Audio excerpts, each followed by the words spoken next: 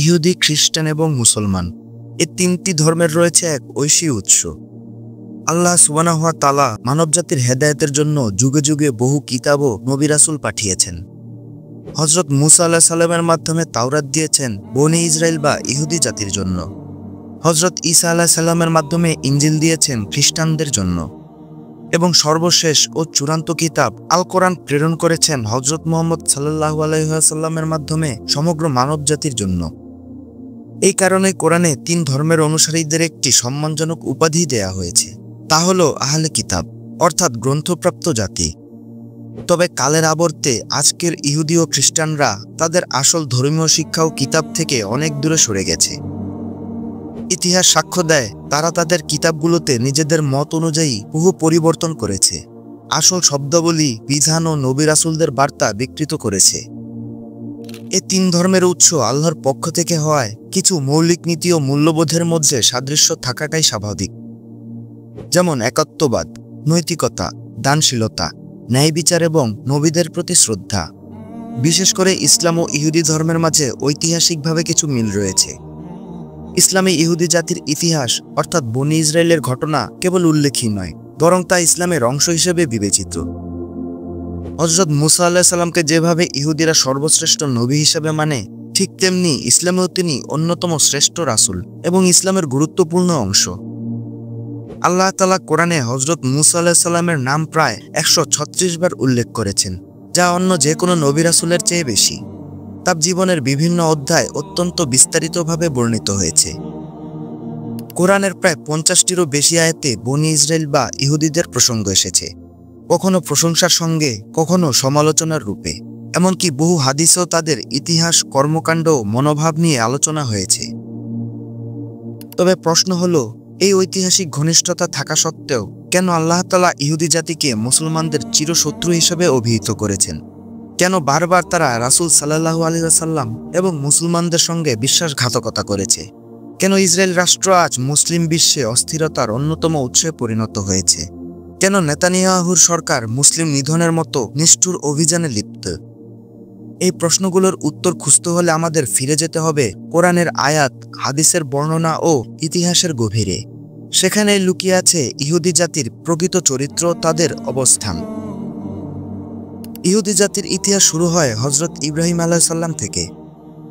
হযরত ইব্রাহিম আলাইহিস সালামের দুই পুত্র হযরত ইসহাক আলাইহিস সালাম ও ইসমাইল আলাইহিস সালাম এই দুই জাতির সূচনা করেন। ইসহাক আলাইহিস সালামের বংশধরদের মধ্যে থেকে জন্ম নেয় বনী ইসরায়েল বা ইহুদি জাতি, আর ইসমাইল আলাইহিস সালামের বংশধরদের মধ্যে থেকে আসে শেষ নবী হযরত মুহাম্মদ সাল্লাল্লাহু আলাইহি ওয়াসাল্লাম এবং মুসলিম উম্মাহ।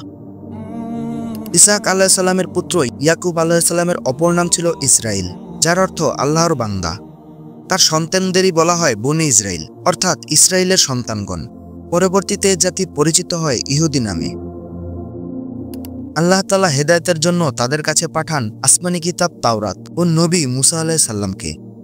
কিন্তু আশ্চর্যের বিষয় হলো, হযরত মূসা আলাইহিস সালামের বহু বছর পর ইহুদি শব্দটির প্রচলন শুরু হয়। তাই একথা বলা ঠিক না যে হযরত ইব্রাহিম আলাইহিস সালাম বা মূসা আলাইহিস সালাম ছিলেন ইহুদি ধর্মের অনুসারী, বরং তারা ছিলেন প্রকৃত মুসলিম। এ সম্পর্কে পবিত্র কোরআনে আল্লাহ তাআলা বলেন, ইব্রাহিম আলাইহিস সালাম না ছিলেন ইহুদি না খ্রিস্টান, বরং তিনি ছিলেন একজন একনিষ্ঠ মুসলিম এবং তিনি মুশরিকদের অন্তর্ভুক্ত ছিলেন না। হযরত মূসা আলাইহিস সালাম সম্পর্কে আল্লাহ তাআলা বলেন, হে মূসা, আল্লাহর উপর ভরসা করো এবং মুসলিম হও। মূসা আলাইহিস সালাম তার কওমকে বলেছিলেন, তোমরা যদি সত্যি আল্লাহর উপর ঈমান রাখো তাহলে তার উপর ভরসা করো, যদি তোমরা মুসলিম হয়ে থাকো। সুতরাং প্রাথমিকভাবে বনী ইসরায়েলরাও মুসলিম ছিল এবং এক আল্লাহর প্রতি বিশ্বাসী ছিল। কিন্তু তাওরাত ধ্বংস হওয়ার পর হযরত উজাইর আলাইহিস সালাম কেবল মানুষের স্মৃতির উপর নির্ভর করে তা পুনর্লিখন করেন এবং তখন থেকেই তাওরাত বিকৃত হতে শুরু হয় এবং ধীরে ধীরে তারা শিরকে লিপ্ত হয়ে পড়ে। এমনকি তারা উজাইর আলাইহিস সালামকে আল্লাহর পুত্র হিসেবে অভিহিত করতে থাকে। তারা এমন ধারণা প্রচার করে যে হযরত ইব্রাহিম আলাইহিস সালাম কোরবানি দিতে চেয়েছিলেন হযরত ইসহাক আলাইহিস সালামকে, ইব্রাহিম আলাইহিস সালামকে নয়। তাওরাতে হযরত মুহাম্মদ সাল্লাল্লাহু আলাইহি ওয়াসাল্লামের আগমনের সুসংবাদ ছিল স্পষ্টভাবে উল্লেখিত। তাই ইহুদিদের উচিত ছিল তাকে স্বীকার করে মুসলিম হয়ে যাওয়া, কিন্তু তারা তা করেনি, বরং হিংসা, অহংকার ও গোঁড়ামিতে অন্ধ হয়ে নবী করিম সাল্লাল্লাহু আলাইহি ওয়াসাল্লামকে অস্বীকার করে। আল্লাহ বলেন, যখন তাদের কাছে এমন এক কিতাব এলো যা তাদের পূর্বের কিতাবের সত্যতা প্রমাণ করে, তখন তারা তা অস্বীকার করল।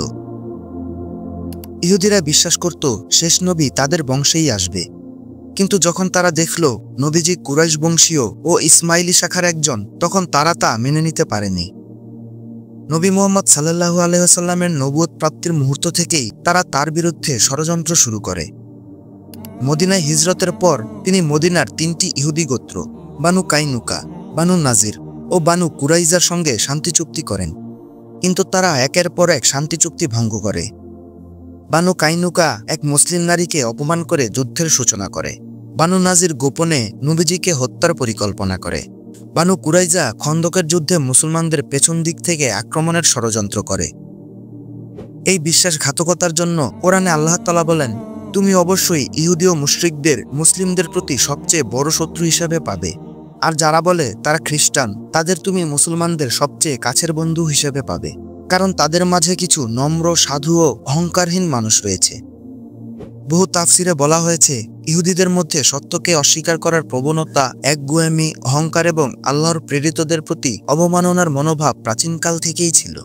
তাই তারা বারবার নবী রাসূলদের অস্বীকার করেছে, এমনকি তাদের হত্যা করতেও দ্বিধা করেনি। রাসূল সাল্লাল্লাহু আলাইহি ওয়াসাল্লামকে হত্যার জন্য তারা জাদু ও ষড়যন্ত্রের আশ্রয় নিয়েছিল। অন্যদিকে খ্রিস্টানদের মধ্যে এক শ্রেণী রয়েছে যারা তুলনামূলকভাবে নম্র ও সহিষ্ণু। এ কারণে মুসলমানদের প্রতি তারা কিছুটা সহানুভূতিশীল। কোরআনে খ্রিস্টানদের সঙ্গে শান্তিপূর্ণ সহাবস্থানের নির্দেশ থাকলেও ইহুদিরা বহুবার ভেতরে ঢুকে ফিতনা সৃষ্টি করার চেষ্টা করেছে। এ সম্পর্কে আল্লাহ তাআলা বলেন, আমরা তাদের মাঝে কিয়ামত পর্যন্ত শত্রুতা ও বিদ্বেষ সৃষ্টি করেছি। তারা যখনই যুদ্ধের আগুন জ্বালায় আল্লাহ তা নিভিয়ে দেন, কিন্তু তাদের প্রবণতা হলো পৃথিবীতে ফাসাদ সৃষ্টি করা। আল্লাহ ফাসাদকারীদের পছন্দ করেন না। যারা একসময় ঈসা আলাইহিস সালামকে হত্যা করার জন্য ষড়যন্ত্র করেছিল, সেই ইহুদিরাই আজ মুসলমানদের বিরুদ্ধে ঐক্যবদ্ধ হয়ে নির্যাতনে লিপ্ত। তাই কোরআনের নির্দেশ অনুযায়ী মুসলমানদের জন্য ইহুদি ও খ্রিস্টানদের বন্ধু হিসাবে গ্রহণ করা নিষিদ্ধ। এ সম্পর্কে আল্লাহ তাআলা বলেন, হে ঈমানদারগণ, তোমরা ইহুদি ও খ্রিস্টানদের বন্ধু হিসাবে গ্রহণ করো না, তারা একে অপরের বন্ধু। যারা তাদের বন্ধু বানায় তারা তাদের দলভুক্ত। আল্লাহ জালিম জাতিকে হেদায়েত দেন না। ইহুদি জাতির চারিত্রিক বৈশিষ্ট্য ইতিহাস জুড়েই ছিল ষড়যন্ত্র, অকৃতজ্ঞতা, অহংকার এবং বিশ্বাসঘাতকতায় পূর্ণ। আল্লাহ তাআলা তাদের বহু নেয়ামত দিয়েছেন, নবীদের আবির্ভাব, তাওরাত, মান্না ও সালওয়া, শাসন ক্ষমতা, কিন্তু তারা কৃতজ্ঞ না হয়ে বরং বারবার বিদ্রোহে লিপ্ত হয়েছে। এজন্যই কোরআনে তাদেরকে অভিশপ্ত জাতি হিসেবে অভিহিত করা হয়েছে।